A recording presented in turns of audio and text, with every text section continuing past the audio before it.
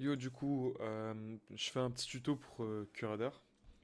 Donc, c'est le tuto du Labo 2 pour la partie création de log. Donc, c'est quand on doit créer un fichier log. Donc, comme ici. Faut juste que je remonte. Donc, voilà, moi j'ai créé un log enfin, tout con avec écrit hostname, l'user et l'info backup. Vous pouvez faire des trucs plus complexes, mais dans le cas de l'exemple, je vais prendre un truc simple, comme ça c'est plus compréhensible. Donc, je vais juste mettre en grand, ça va être plus simple. Donc voilà, ici j'ai mon log qui est, euh, qui est présent et je vais l'envoyer directement sur mon serveur avec le script qui a été donné pendant le cours. Et vous pouvez le récupérer tout simplement dans les paramètres de Curadar. Donc il va s'afficher ici. Donc on va vite parcourir les infos. Donc en gros, euh, tous ces paramètres-là permettent d'envoyer un log une fois. Enfin moi je l'ai précisé une fois. Et l'adresse IP qui est mise ici, c'est une adresse IP fictive qui va être l'adresse source de votre log. Donc, quand on va l'envoyer sur le serveur, dans la partie web, vous allez pouvoir voir qu'il y a directement cette adresse que vous avez spécifiée. Donc, ici, je mets ça sur le côté, mais vous inquiétez pas, j'appuie juste sur Enter pour lancer la commande. Donc, ici, j'ai activé le flux réel des logs, donc on va voir les logs s'afficher. Et quand je vais appuyer sur Enter, je vais avoir un log qui va arriver. Donc des fois c'est un peu galère parce que il y a un peu trop de trucs qui défilent, mais on s'en fout. Dès qu'on repère le nôtre, ce sera bon. Donc,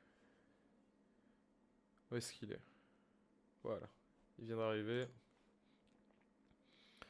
Donc, ici on peut s'apercevoir que le log que j'ai envoyé est déjà complété. Donc il y a déjà un nom d'événement, etc. Donc ça, c'est ce à quoi on doit aboutir à la fin de la manip.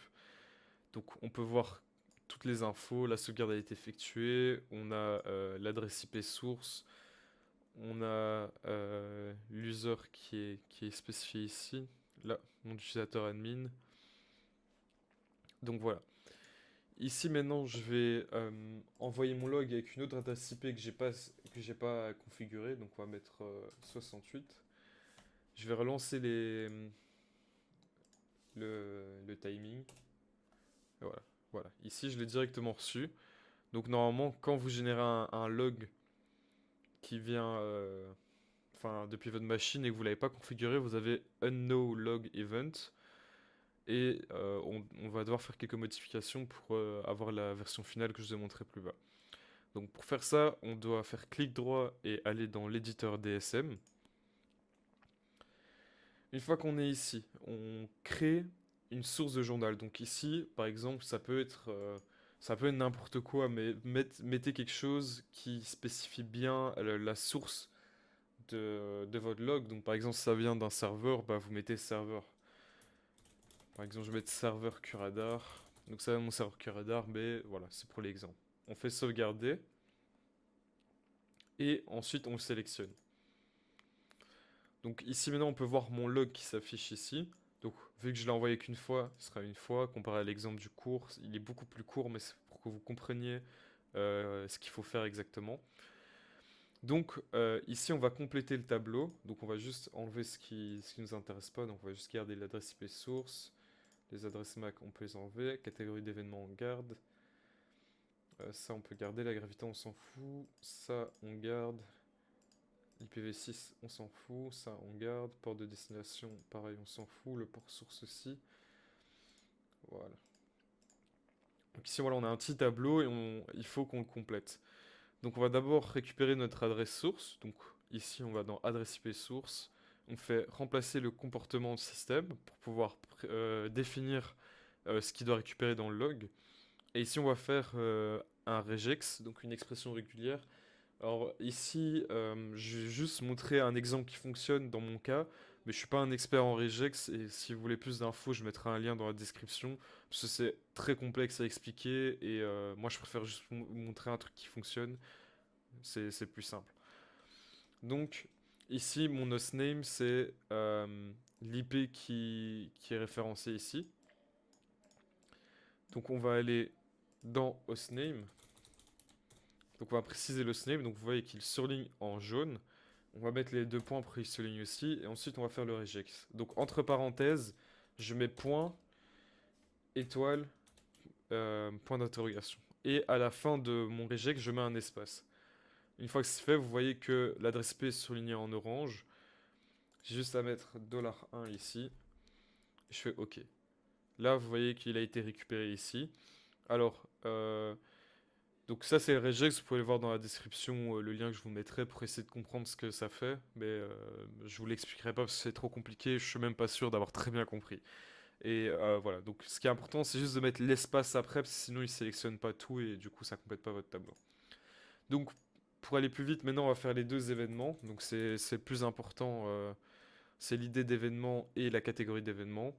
Donc ici, notre événement, on va le prendre de info, vu que l'événement en soi, c'est un backup dans le cas de notre log. Donc pareil, point, étoile, point d'interrogation. Et ici, pour la fin de la ligne, donc pour la fin du fichier, il ne faut pas mettre l'espace ni le point d'interrogation, il faut juste faire le point étoile. C'est spécifique à la fin du fichier. Donc comme je vous l'ai expliqué, il faut voir ça dans les regex. Donc on fait OK. Et on fait pareil pour la catégorie d'événements, vu que c'est aussi un backup, on n'a pas plus d'infos. Hop, info, tac, point, étoile. On met le $1 et on fait OK. Donc ici maintenant, on a déjà certaines variables qui sont complétées. On va juste faire l'utilisateur pour avoir un truc un peu plus complet. Donc utilisateur, on recherche directement ici. Ici, je sais pas, je pense qu'ils ont mis nom d'utilisateur, un truc du genre. Voilà. Donc là, pareil, ici c'est user, donc on fait user de point, enfin point étoile, on n'oublie pas l'espace, $1. On fait OK, voilà, notre tableau est complété. Maintenant, on va lier notre ID d'événement et notre catégorie d'événement à une valeur très spécifique de notre serveur, enfin du serveur Curadar, donc à un événement qui a plus de sens que juste backup. Et ça se fait dans le mappage d'événements. Donc dans le mappage d'événements, on va créer un mappage d'événements et on va préciser quelle idée d'événement et quelle catégorie d'événement va être liée le QID, donc la valeur plus spécifique de Curadar.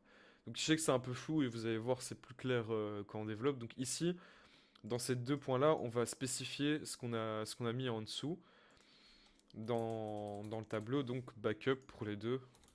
Si maintenant vous avez 2 différents, bah vous mettez backup, et si je sais pas moi vous avez mis autre chose pour la catégorie d'événement, bah vous mettez autre chose.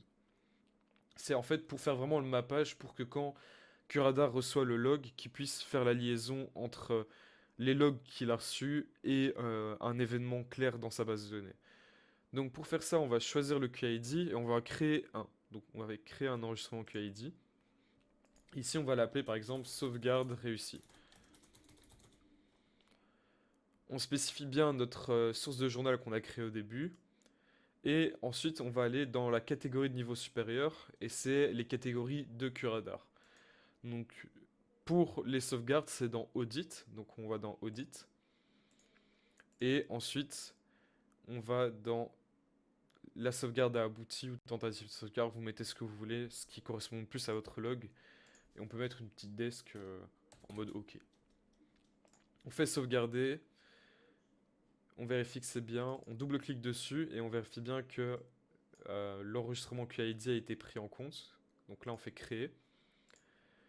Et ici, on a toutes les infos. Donc en gros, faire ce mappage, ça va permettre à Curadar de ne plus mettre un no event et de mettre un nom précis comme on l'a vu au début de la vidéo. Donc ici, sauvegarde réussie, audit, la sauvegarde aboutie, etc., etc. Donc on fait sauvegarder et on peut fermer notre, notre interface DSM. Et maintenant, on va passer à la dernière étape, c'est spécifier la source de journal pour que notre serveur fasse le mapping sur l'adresse IP. Donc, en voyant cette adresse IP, il va dire « Ok, c'est tel serveur, il faut que j'applique le mapping qu'il y a eu précédemment. » Donc, pour faire ça, on doit aller dans le panneau Admin, dans Source de journal. Et ensuite, ici, vous voyez que j'en ai déjà mis deux. On doit tout simplement ajouter une source. Donc ici, je vais l'appeler serveur 2.